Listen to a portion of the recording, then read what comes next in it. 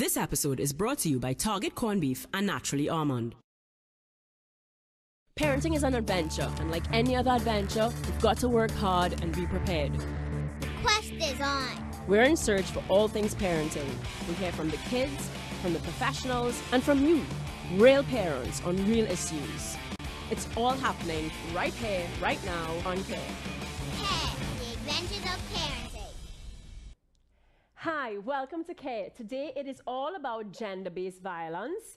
Today's actually Human Rights Day as well. We've just ended 16 days of activism where the world is coming together to really push and advocate for ending once and for all violence against women.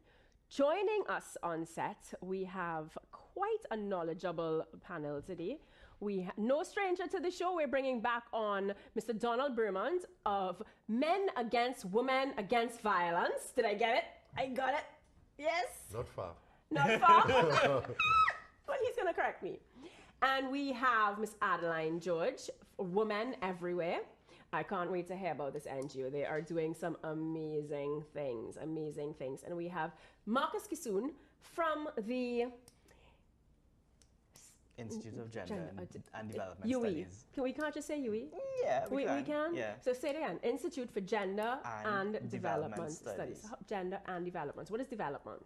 Well, development is the areas in which we function in an everyday economy, society. So it's the politics, the economics, the finances, the agriculture sector. It's all of that and how gender plays a role in how we sustain that type of development.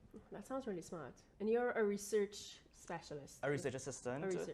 under the Break the Silence and Child Sexual Abuse Project /research, and I'm actually a postgrad student with them as well. And you work with the Rape Crisis Society? Yeah, I actually just got a 10-year accolade for my services, volunteering for 10 years. Wowza, so you are doing a lot to help end violence against women. Okay, here's what we do. Before we start a talk, we tend to go to the streets. This one was hard because plenty of people didn't want to be wrong on TV. Mm-hmm. I'll have you know, this one was a little bit hard. We call it Parenting Views. We ask, various questions just to get an idea of what the average person on the street, what are their views on the topic, and where do we stand as a society? And then, of course, you guys could help guide us along. Right. Yes? So we're going to hear Parenting Views now.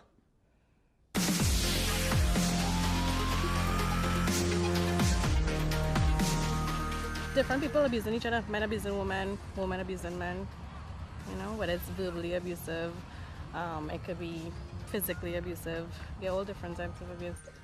In my opinion, gender-based violence is any type of violence perpetuated on the basis of someone's gender. I guess violence,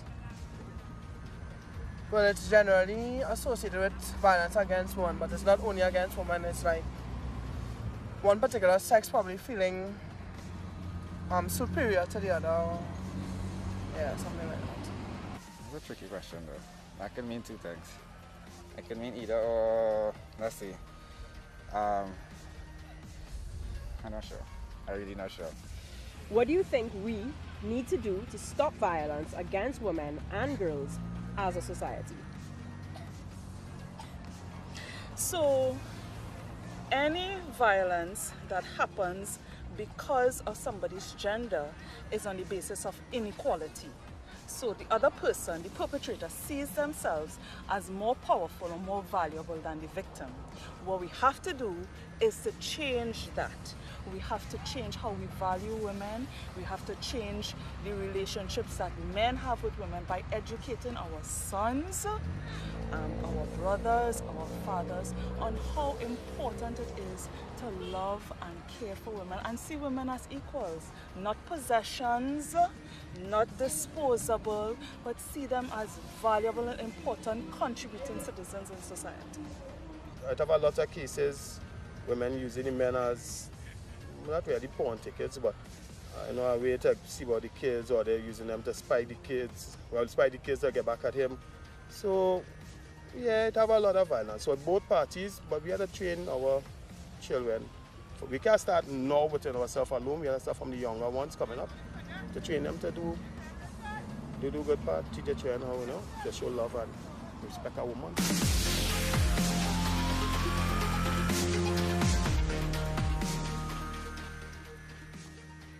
guys? Are we way off? Are we kind of off? We getting there? What would you say after watching it? Maybe could I start? Everybody Sure. start, man. That's okay. Well, definitely, I want to say I don't think we're not that far off. That's a good thing. Yes, that's very reassuring actually, and it is the word on the street. So maybe we can hear from the guys as well. So what is gender-based violence? Is there a definition? If, you know, what would be that definition that is acceptable? Well, according to the Office of the High Commissioner for Human Rights, or the UN, they describe gender-based violence as any kind of harm directed to any individual or group of people based on their gender. Now, we misinterpret the word gender to think sex. Sex is biology. It is what we are born with and the organs that we are given at birth, right? However, gender is the way that we were taught or conditioned or brought up based on social values and norms. So you're pregnant, well, you're not pregnant. Yeah, no, that's fine. If you're pregnant, normally the first question is what is it going to be, so that we could start gendering it. I'll buy you blue balloons because it's a boy. I'll buy you pink balloons because it's a girl. And we start to put on these gender values on people, and those cause problems, as we will see, as we'll discuss later on, how that has violent notions attached to them as well. Fine, he should just continue and tell Yes, me. exactly. Let's continue. So how is it? I mean, I think we all do that, you know, buy pink, buy blue. It's a parenting show, you know. So tell us, what are we subconsciously doing? Are we harming subconsciously? Yeah. And see, it's not just the simpler things like color, but it is what we excused based on gender. We know the notions of boys will be boys when they do something more on the violent level, or if they fight, or if you know, they do something more aggressively, because they're expected to perform masculinity and manhood like that, right? And when girls fall, we baby them, we shelter them, and we let them know that there's an authority figure that is supposed to tell them what to do and how to do it, right? And then that leads to bigger problems as well. According to the Break the Silence and Child Sexual Abuse, we know that notions of masculinity and femininity plays a huge role in how children are abused and how they navigate that space. The research actually said one thing, that boys, because masculinity says that their manhood is dependent on having sex, that they will do anything to get that label attached to them as being manly, even if it's forced, and forced sex by law is rape. You know what? That is some heavy stuff. We're gonna go on a break. Don't go anywhere. Let's come right back. Guys are watching Care. We're talking all about gender-based violence today, and wow, boy, we start off real informative already. Don't go anywhere.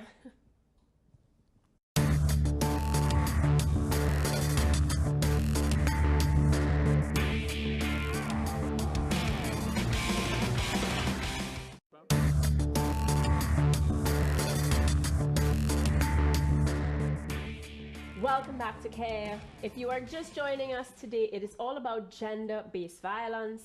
We have a very knowledgeable, very experienced panel today.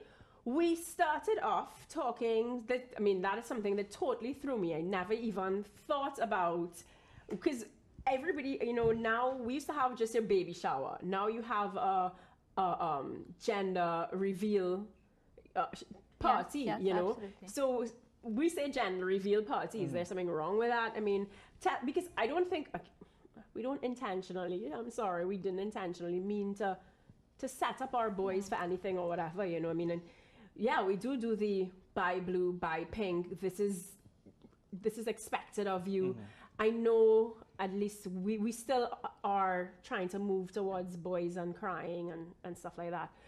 Tell me a little bit more, how are parents, maybe not intentionally, but how are we setting up our kids for failure, for want of a better word? Okay, so definitely, for example, we mentioned a bit earlier, color, for example, choosing colors, defining if you're a boy, you wear blue, if you're a girl, you wear pink, and always pushing our kids in those directions. That's actually just kind of like boxing them in. We pretty much put them in a box from very early, and whereas, you know, a color is a color at the end of the day, and we should all be able to love all the colors, for example. So that's one. But even further and more dangerous, perhaps, after the colors, are actually what we expect of our kids based on their gender. Girls, for example, are taught to be, we have a saying in Trinidad, for example, ladies should be seen and not heard. And that's something that we repeat. I mean, I grew up hearing that. I obviously didn't take it very seriously.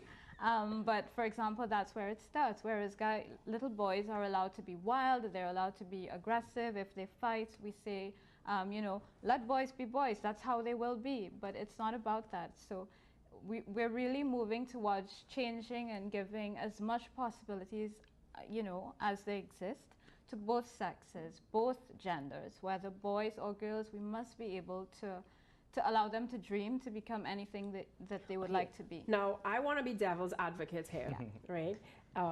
Because, and maybe you guys can correct me, but I do think that there are some rules, and I don't think that rules make us unequal. I do think that there are some rules that are designed to be female and some rules that are designed to be male. Case in point, a man cannot breastfeed, nor can I use the bathroom and urine like a man.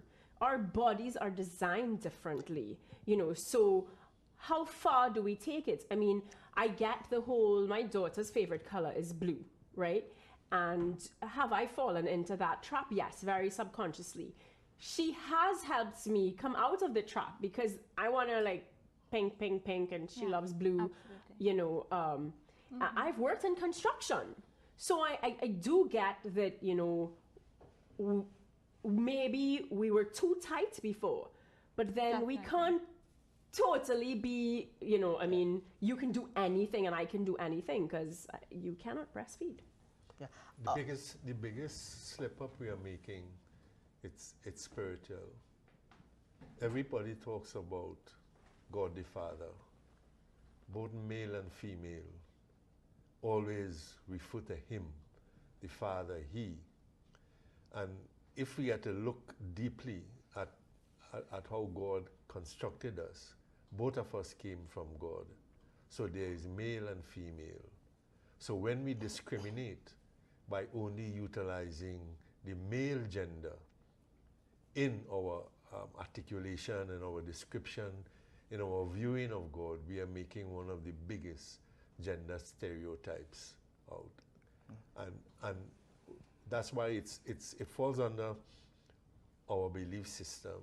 And in the biggest, in our work, the biggest belief system deficit we have encountered is the man telling himself, I came from God and I'm the head. And the woman brought out in the same way, saying, I was taught that you are the head and I have to believe in you as the head. So both people have a belief system deficit. I don't know what to do at this point because I am totally in the disagreement, and I do not know if we have time for me to disagree with that. Because again, it comes back down to what I think in terms of there is a difference between equality and respect. Like, I totally understand that, right? And I mean, I don't really want to take this down a religious point of view, No, but again, we have gone, I think that we've gone too far. So do I think that 100 years ago, the whole man of the house type thing went too far? Yes.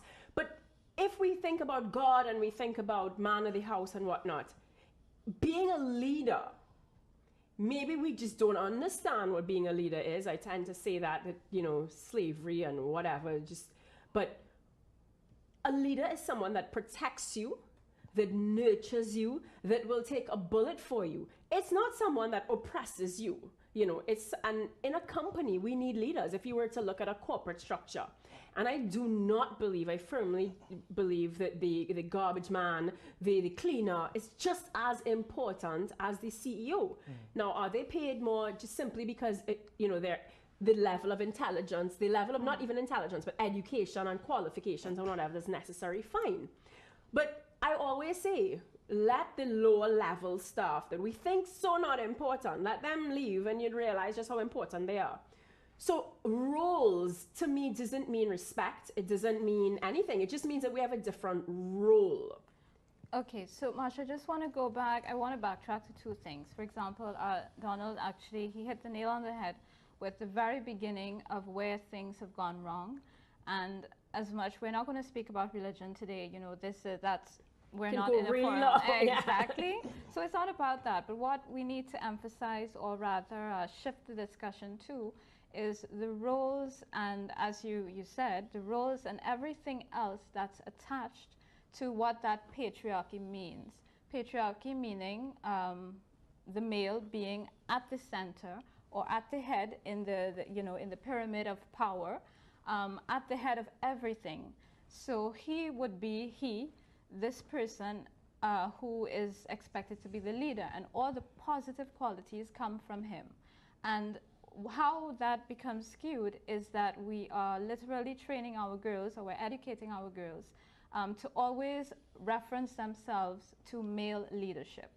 And that's exactly what the whole feminist agenda, what gender equality is to begin with. We need to give a lot more role models. I want to interrupt you because I do feel very passionately about, again, the differences. And I will always say, you guys ever watch Spartan by chance? You know, the 300? Yes. Do you remember when he was about to kick the guy into the well to kill him? He looked at his wife, right? Mm-hmm. I mean, I'm going to have to use the Bible. I'm going to try not to use the Bible totally. But Abraham needed to, God said, Abraham, what did Sarah say? You know, you look at Esther. Esther was able to save her people in the way that no man could. And I think that, again, we are not embracing the strength that comes from being that, because a woman is not, we've painted the picture of submissiveness being barefoot and pregnant, hush, don't be spoken, and whatnot, you know. But think about, again, think about a CEO, right? And his right-hand man. I mean, they have a lot of control. Think about generals and, you know, that person who is, so I don't look at it, and I think that I really passionately believe that we've gone too far. Maybe because we were too far backwards in terms of what we thought women were. We were barefoot, we were pregnant, hush, you have no voice, we don't care about what you say. But even from way back when, that's not what it looked like. Strong men have always had really strong women behind them, understanding that there are some physiological, biological things that they just can't, that you look to a woman for, but keeping them, again, in that leadership supportive role, not the hush, what you say is not important. It took a man, Marsha, 2,000 plus years ago to show you how to value woman. In Jesus Christ's time, a woman couldn't talk on the road. A woman had no power. And Jesus Christ, his mother, would have been stoned to death if he did not live the life like they said he was, the Son of God. All of us are children of God. We are sons and daughters. So in order for Mary to live, Jesus had to live like the Son of God and die like the Son of God. And up to today, there are people who do not realize the power of Jesus Christ's message. But that comes back down to if men were to be the leaders that they're supposed to be, then it wouldn't come across as women being this like ragdoll hush and just do what I say. Gonna go on a break. When we come back, we're gonna talk a little bit more about gender-based violence. Actually, when we come back, we have science with Jess. And then we're gonna go back to this discussion. Don't go anywhere, guys. You're watching Care.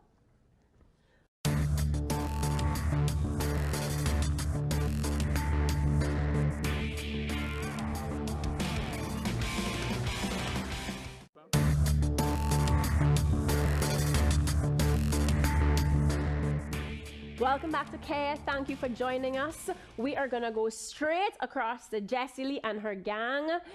Time for Science with Jess, sponsored by ICANN.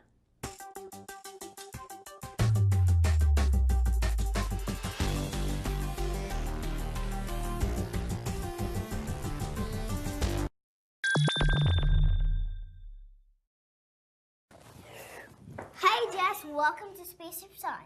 Thank you. Thank you. Hello. Hello. What are y'all doing in my bedroom? This is the spaceship This is in the kitchen. What? Okay. Oh!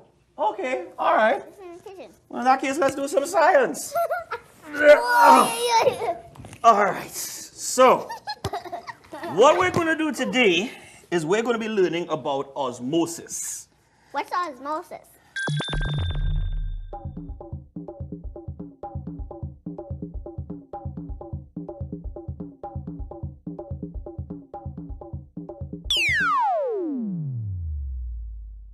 What osmosis is when a solute moves against what's called the concentration gradient. Now I'm going to explain what all that means. Don't worry. Okay? Right here we have a jar of water and a bowl of salt. Okay? The water is the solute. Okay? The salt is the solvent.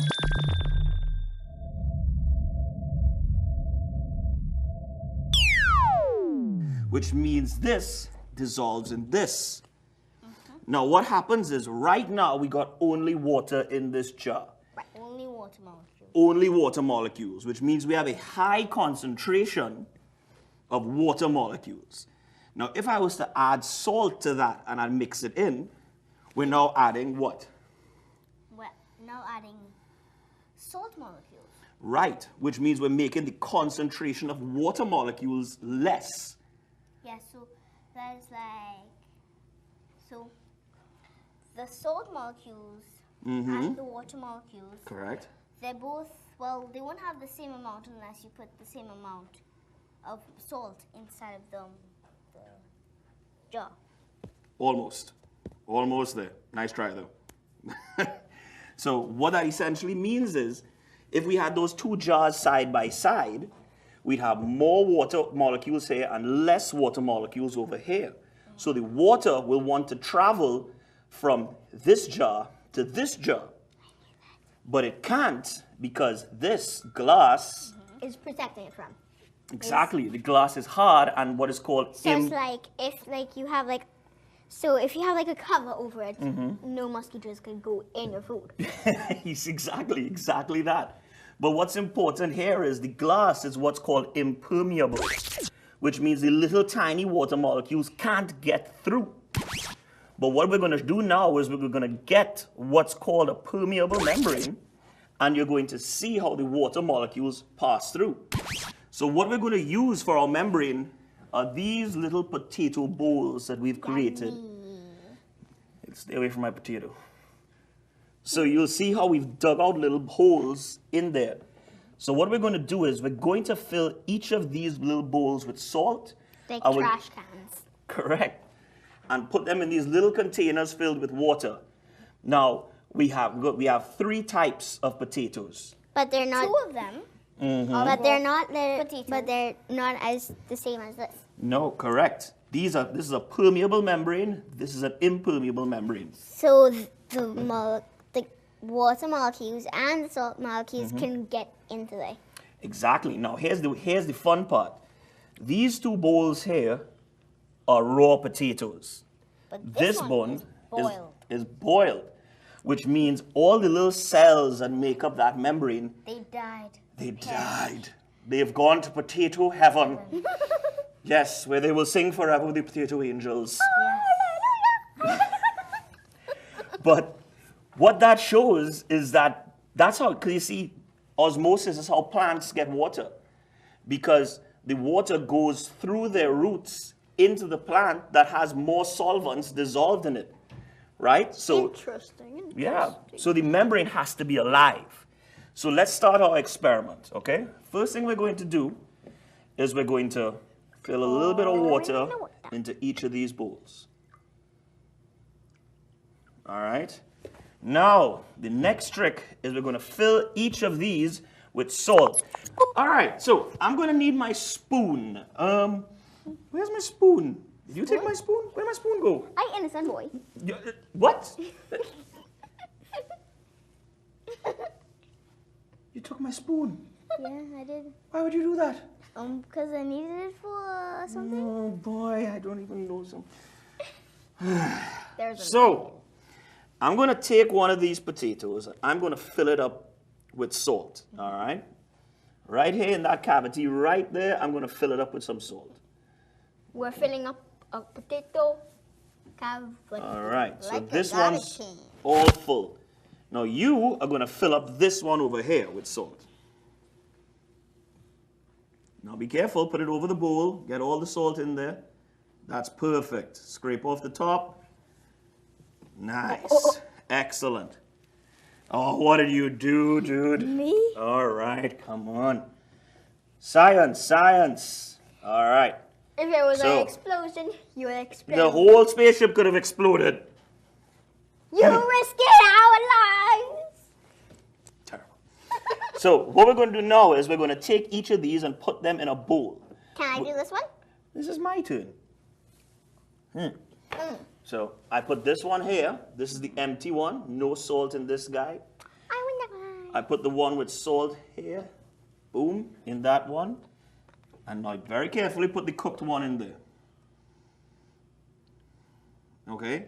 So now what we're going to do is we're going to wait a little while. All right, so now we get to see what happened with our potatoes. So let's start with this one here. Remember, this one here had no salt in it. And check this out. Oop, I dropped it. Check this out. No water went inside of this one. And that's because there wasn't any salt in here. So the water didn't have the need to go in there. Go anyway. Exactly. Now let's go over here to the one that did have salt in it. The raw one. Look at that.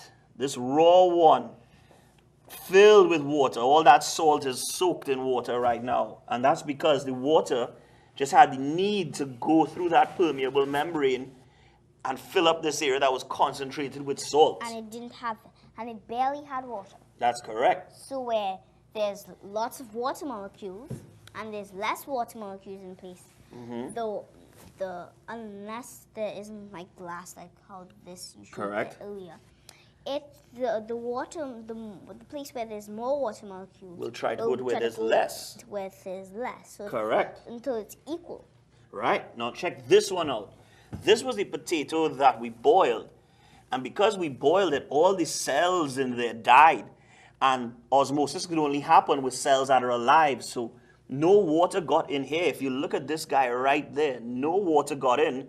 And all that salt is just how we left it. So you see, that shows how the water goes from a region of high concentration to a region of low concentration across a living permeable membrane, just like in plant roots. So that's the end of our experiment today, and we've learned about osmosis. Thanks. Why didn't you do that quickly? It's the other one. She's eating all the potato? You can't do anything with these kids. She's eating the experiment. I'm going back to sleep. Somebody help me take this up. See ya, people.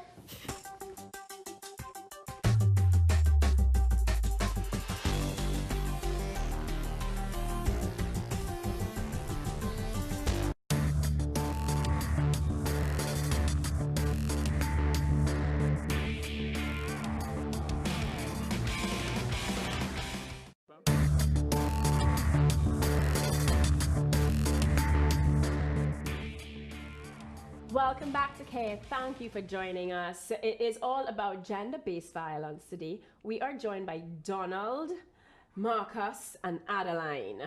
Yes? I got it all correct this time. Woohoo. You know, Donald, you didn't actually correct me in the beginning.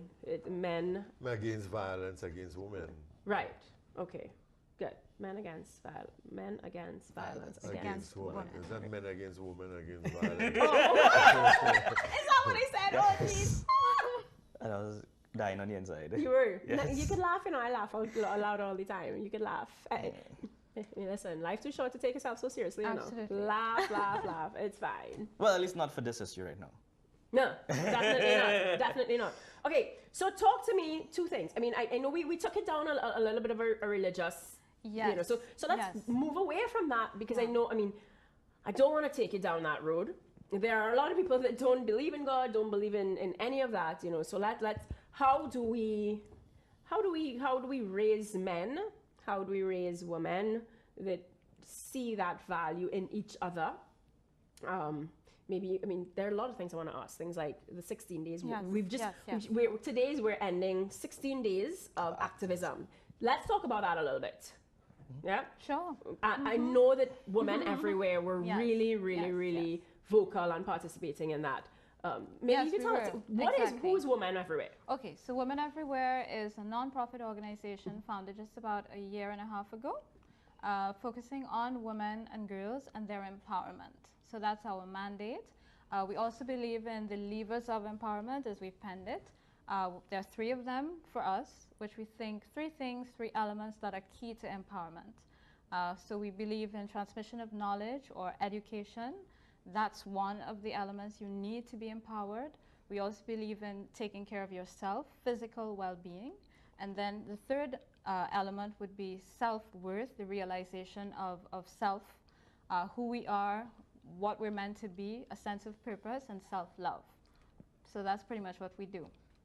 Yeah. Great. And I mean, I totally love the self-worth and the self-love, because it does come down to, I'm going to say it 1,000 times, but you know, it doesn't matter where we are on the food chain. The lion totally respects the zebra, because, you know, whether he the king or not, if they die out, guess what? He has no food, right? So we all need to respect each other, no matter what, male, female, whatever. We do need to understand our own worth, understand that regardless of where we are, what our jobs are, we all cannot have the same purpose, you know, and that is our purpose, and live it out to the best that we can, and be confident in whatever that purpose is. And it's a little bit beyond just respect, yeah, because in the whole notion of gender, it's not just respect, because I could respect you, but I can't give you equal playing grounds, right? So it's beyond that. It's dismantling the idea of power and status quo and where you should be because of your biological determinants. It's more than just respect. You could walk past me and I could respect you. Yeah, but I will never hire you in a position of authority because you're a woman, because you're a child, because you're from the LGBT community, because you're youth, because you're old. We need to understand it's beyond just respect. Respect is a good start.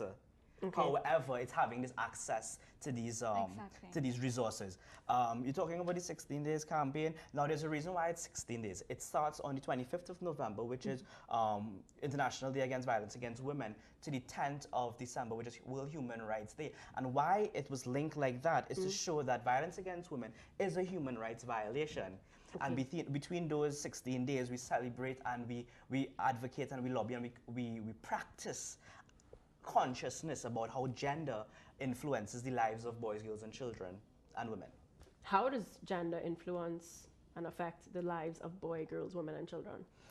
Well, definitely, as I've told you earlier, Clark, that, for example, there are notions of masculinity that is embedded in domestic violence. For example, there's something called the crisis of masculinity, where now you have these empowered women, right, doing great things, but men are still fixed in these notions that the woman not supposed to be doing anything but just bare feet and pregnant, and that confuses the process of living for men and their manhood. So what?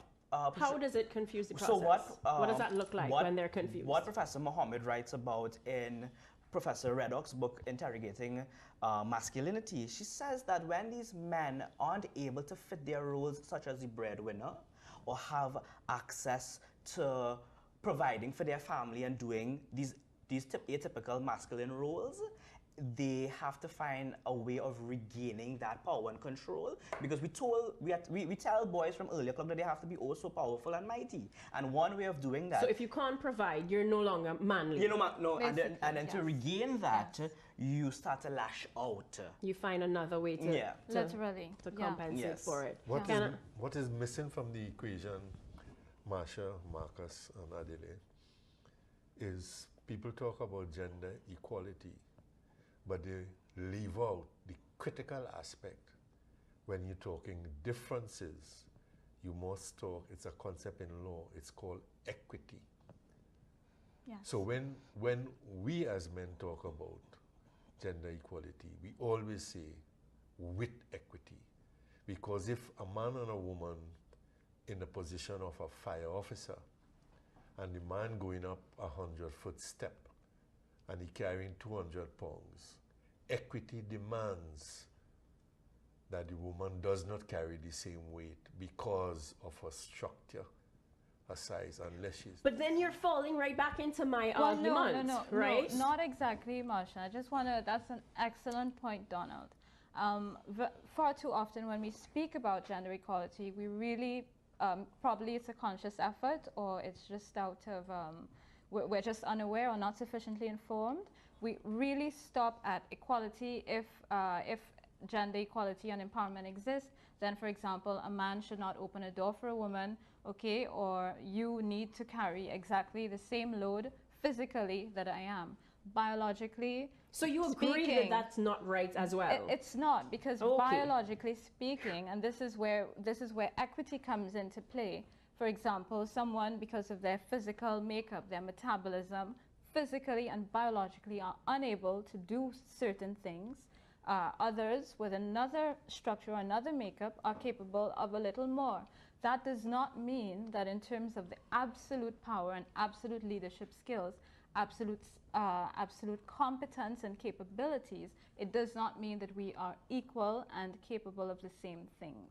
So it's just a line that needs to be drawn, and we always need to bear in mind there's a biological issue that we need to take, that's not to be used against feminism or the feminist agenda, or against empowerment for that matter. Yeah, because it comes right back to my argument about the access. So Donald is saying that a man can carry 2 pounds up the stairs in 15 minutes. However, I think we should give women the access and they're entitled to the power to do the same work, but it just may take a longer time. So they may not carry the 200 immediately, but they may carry 50, 54 times, but getting the work done. But because of biological determinants, we say, no, let's not give them the job because of their body. Comes right back to your argument about women could breastfeed and men can't. No, those are not roles, right? Society don't say that you have to do that, because there are women with breasts that don't breastfeed. Okay. Right? All right. I'm going to go on a break. I'm going to go on a break on that note, and when you come back, you're going to tell me. We're going to go back into that. Guys, don't go anywhere. You're watching Kale.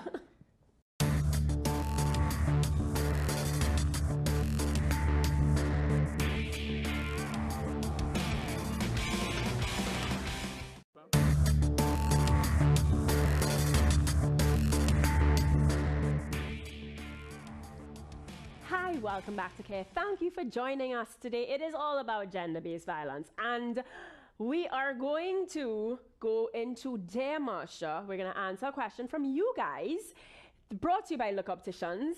My fancy red glasses are also brought to you by Look Opticians. Dear Marsha, by Look.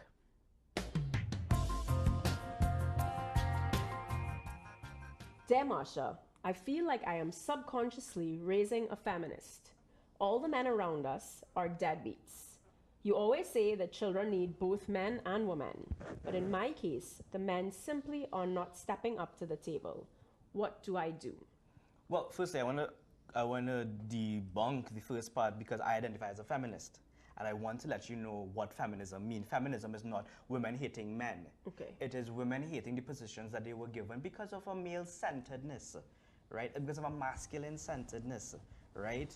It's about making sure that everyone, right? And feminism doesn't just fight for women, they fight for all minority groups, whether you be male, female, women, LGBT, migrants, whether you do not jobs that are not atypically acceptable by society, like sex work, you know. So feminism fights for an equal representation. So that's a bit of a myth in terms of like people thinking like feminists are like man haters. Yeah, exactly. They're not. They're definitely not. I mean, I can tell you they are not. Secondly, I want to let you know that the notion of deadbeat dads, it's so toxic and so, like, it perpetuates like really poor ideas of manhood and masculinity. Because if we were to just dissect for a minute what it means to be a father in the notions of atypical Caribbean masculinity. Mm-hmm. We know back in the day, maybe your parents, my parents, and grandparents would tell you that the typical father was one who may have had several children in several households. Not so, Mr. Bowman? Go ahead. Right? And those ideas have trickled down into the role of what fatherhood means. Fatherhood has never had a language of caregiver. It was always provider, never nurturer. And we see that emotional bond being lacking when it comes to the idea of fatherhood. Okay. Right? So men are maybe challenged with trying to understand, how could I be an emotional father with not having my masculinity challenged? And the best way to do that is perpetuating the idea of being this deadbeat, this man who just sits back and allow the women to do the mothering and the nurturing role. So we could see how we put men in a position to even confuse themselves and confuse their roles when they clearly know that they have a role to do as a father. Okay, but what if they don't? Let's just assume for a moment they don't. I mean, in my case, right? I have lots of promises broken. You have to deal with, okay, I'm coming, don't come. I'll do this, don't do. You know, so I would like to think that I'm not an unfair person. I don't bad talk. I don't any of those things, right? But how else? I mean, we don't want to say it in front of anyone or whatever, obviously. But when the truth is what the truth is, right? I mean, I'm gonna give this mom the benefit of the doubt, you know, because she may have a situation where, you know, okay, grandfather's making promises. I mean, I get really upset when people make a promise to my daughter because kids hold on to those promises. I come in tomorrow and then they don't come. Or I'll buy this and then they don't, you know. Kids hold on to your promises, and you need to teach her that your word is your bond and you stick by your word. What happens if, let's say that that's what's going on, you know, so she may have, let's say, an uncle, grandfather, father, and they're all not keeping their word, you know, not the old-fashioned loosely deadbeat. Let's pretend for a moment they genuinely aren't around. How does she paint a good picture of men for her? It depends on what her concept of feminism is, and Marcus probably didn't give you the whole. There was first stage, second stage, third stage feminism. In the growth of the feminist ideology, the early feminists were man-haters.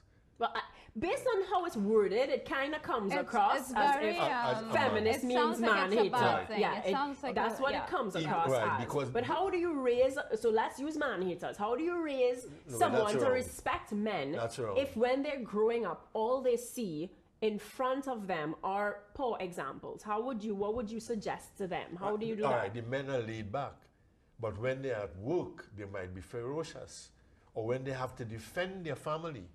Before they come in and lay back, you don't know what men have to do, you know, to survive, you know. In order, well, But I'm saying to you, I'm giving you a clear example that they're not around. No, she said they're laid back. She said the men are laid back. The men around her are laid back. They're all deadbeats. She didn't say what it is. I gave my example in terms of, I mean, in 8 years, five visits. I'd like to answer that, Marsha. It has to come from two ends. So yes, this is obviously someone who's just really stressed out and frustrated by a system, and legitimately so. Okay, but there's only so much you can do as a mother raising your children. I'm talking here about both girls and boys, in ensuring that they have access to all the possible positive role models that are around them. I'm not going to, I definitely don't want to say, and definitely because it's not true, that all men are deadbeats. All men are, no, absolutely. That's absolutely not what feminism is about.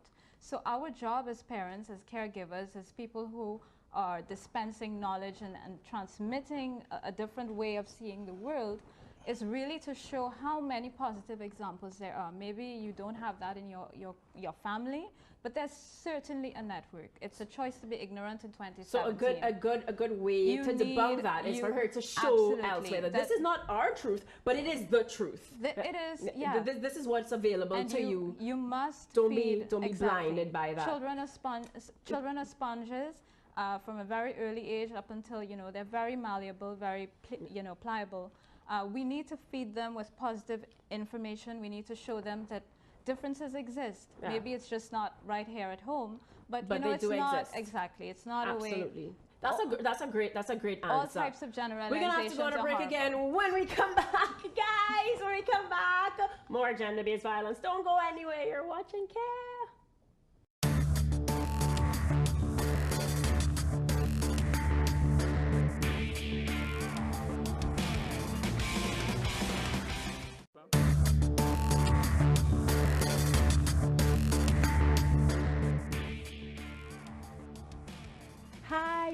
welcome back. Thank you for joining us. Today it is gender-based violence. Before we go back into what is feminism, what is gender-based violence, and how do we solve it, y'all have to do me a favor. Y'all could do me a favor. Y'all could be excited. Maybe. Sure. You have to be really excited, and you have to go, it's Christmas! It's the most wonderful time of the year! Y'all do that. We can try. You can try? We can try. 3, 4. It's Christmas! It's the most, oh wait, did I just get dancing fingers? I feel like somebody gave me dancing fingers. Oh my gosh. Guys, it is Christmas. It's Christmas tip number 6. We're on to number 6 already.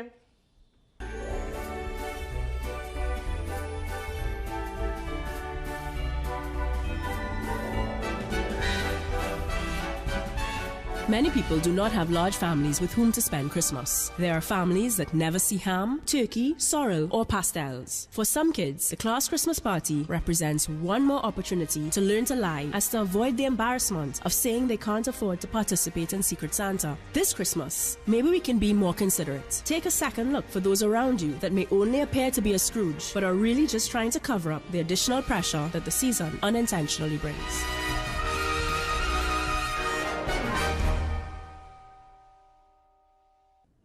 This Christmas, guys, let's be considerate. Just dig a little deeper than what's on the surface. I mean, that happens all the time. Some people, out of embarrassment, I know that happened with me, out of embarrassment for our financial situation and whatnot, you kind of pretend you're not into the whole thing, but it's really just you don't have the financial means. Yeah? Is that kind of some form of gender-based violence? It could be, think about men who are supposed to always have money. What would happen to those boys who are always supposed to have money in their pockets to treat someone or someone else because they see their fathers doing it or they see the men in society doing it? That's very true. I mean, it's difficult. I remember writing a blog saying that it's really difficult to date. Like, a lot of people would talk about dating. Why am I not dating, right? And I'm saying, dude, I'm struggling to put food on the table right now. Yeah. And you know, I mean, what do you think about? And a lot of people don't think that I have to go for a wax, you have to get a new dress because you have to go on a date, and they think you have to dress up and you have to this and all the things that you have to do. I can't even afford proper food. And amazingly, right now. local research has shown that femininity is linked to economical independence, and it tells us that a young lady is supposed to have this sort of financial gain, and they do it by using their bodies, and that's what femininity has been trickling into the lives of all these young girls, telling them that that's what they have to do. Okay.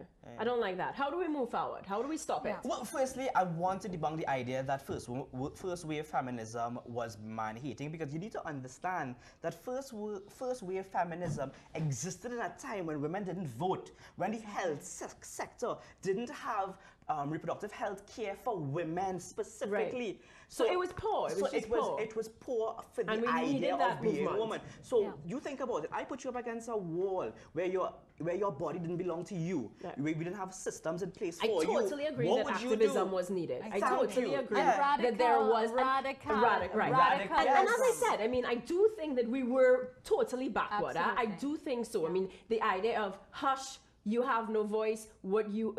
Some countries, if you were having a girl, it would be aborted. You know, so I do think that it was really bad. And it still happens. Right. Yes. There are many countries that still. Of course, we're spoiled in the Western world. Absolutely. Masha, what has come to light is whether you believe in God, a spirit, or you don't believe in God, you have to use logic when you think about man and woman. Okay. Man and woman are here, men and women are here, and primarily they do 3 things. Both of them, they procreate, they protect their procreation, and they provide for their procreation. So and how is understanding this view helping us to move forward? Right. What would you say? It's the basis of what is a man, what is fatherhood, and what is a woman. Woman has their own individual contribution to procreation, protecting, and provision. Man has. And if our species is to exist for as long as we can and not be eliminated by the dinosaurs, etc., we have to respect that in order to protect and provide, whether we're procreating or not, there is always the need to protect and provide for what has been created. The fortunate ones who can still procreate we have to prepare ourselves so that whatever we do, and respecting women, valuing women as equals, with the equity factor, is the way forward. Okay. Yeah. Closing comments. Adeline, Yes. how do we move forward? Yes, so I definitely want to put the emphasis on education once the children are here, because Donna has spoken a lot about procreation and the whole, you know, biological element of getting the children here. So once they are here, we need to make every effort to change the conversation, change the type of education that we ourselves received, which was very biased, very streamlined, very tunnel visioned. We need to open up that discussion. We need to make sure that possibilities are open to our kids, whether you're a boy or a girl, and this all throughout their life. It's about opportunity, it's about living their best possible lives and having access. This is the key word, having access to all sorts of opportunities. When we move out after the children, for example, this has to be an initiative, this has to be a movement supported by the community, by your family. Further, it has to be reinforced by the systems of governance. It's everyone having a role to play and everyone really stepping up to that role. And that's actually the tenet of empowerment. Stepping up to your role. Stepping up to your role and being bold and brave enough to fill that role. Marcus. Gender-based violence exists globally, where we see the raw elements of it, where we have female genital mutilation, breast ironing, military rape. These things exist globally. Contextualized in the Caribbean, more specifically Trinidad and Tobago, we may not have that nature of gender-based violence. However, the value system that is placed on man and woman exists. We see it in how we develop policies, we see it in how we hire, we see it in how we treat our little children, in how we segregate and allow them to have access to games, sports, food, dress, and just everyday lifestyle, right? That exists within our context. And if we don't change those value systems, then men will just feel as though they're just the breadwinner and they can't change Pampers, and women will feel as though they're just Pampers changers and can't go out there and work. And that is exactly what we're trying to eliminate through this campaign. Guys, thank you so much. It has been awesome. Happy Human Rights Day. One more debunk? Yes, yeah. One more. You're acknowledging a group of people and you keep saying guys. You're leaving the absence of women. So maybe something a little more gender neutral so that everyone could feel included. Okay. So like folks? Folks. Yes. Folks. I'm going to have to change. I am good because I say guys all the time. It's not that guys are a bad thing. It's just being conscious that there are other types of people in the room. You know what I mean? But I'm a girl Everybody. and I say guys. Well said, Marcus. Yeah. Okay. Hi everybody. Bye everybody. Yeah. Well, this is something I'm going to have to go home and practice. I am learning every day. High five. I'm going to go practice. Everyone. Yes. Folks. Folks. Everyone is not like singular. It's not easy to roll off my tongue. It's not as easy to use. I'm going to use folks. I'm going to use folks. I'm going to find some synonyms. I'm going to go look up synonyms for folks. Maybe you guys could comment, send me some comments. What do you want me to change? Because I can't use guys anymore. What do you call that? Gender. I'm not saying you can't. I'm just saying we want to be conscious about of other people in the audience. Yes. Other Gender people neutrality. Out there. Gender neutrality. So we want to be gender neutral. And you have that with your panel. Yeah. Well, I always try to have my panel mixed up. Absolutely. I do try to have my panel very balanced, but now I have to have my speech balanced and more neutral. So, folks, thank you for joining, Kaya. Have yourself a happy Human Rights Day. Let us all try to change the conversation. It starts with us, in our homes, in our hearts. See you next week for another episode of Kaya.